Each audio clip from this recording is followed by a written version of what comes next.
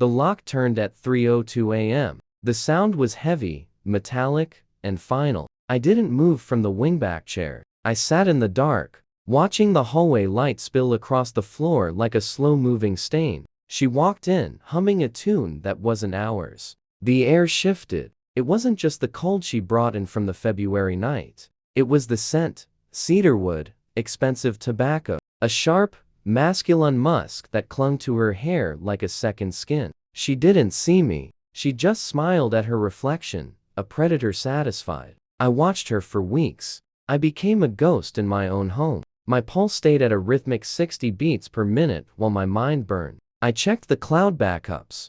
I tracked the GPS on the SUV. I saw the stops at the waterfront hotel. I didn't scream. I didn't break a single glass. I simply gathered the data, filing her lies into neat, digital folders. Each late night at the office was a timestamp. Each girls' night was a high-resolution still. I was a scientist studying the decay of a corpse. "Pack," I said. My voice was a flat line. She jumped, clutching her throat. Then, the mask slipped back on. The practiced laugh. "Mark, you scared me.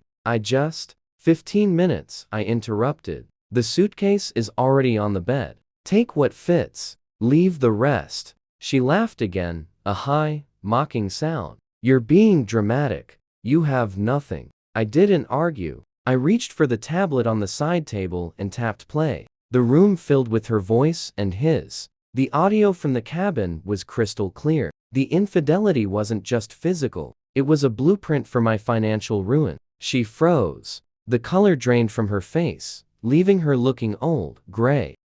"I've already sent the full file to your father," I whispered, "and to the board of directors at your firm. The morality clause you signed last year? It's a scalpel. I'm just holding the handle." She began to shake. "Mark, please, we can." 10 minutes left. I stood up and walked toward the door. I didn't look back at the wreckage of her expression. The power didn't come from the revenge. It came from the silence. Outside, the air was clean. I got into the car and drove toward the city, leaving the house and the ghost of her behind. There was no grief. There was only the strange, antiseptic clarity of being alone. She thought she was playing a game of shadows. She forgot that I was the one who controlled the lights. The rearview mirror showed nothing but a receding driveway and a flickering porch light. I reached over, turned off the heater, and rolled down the window. "I'm finally cold enough to be free."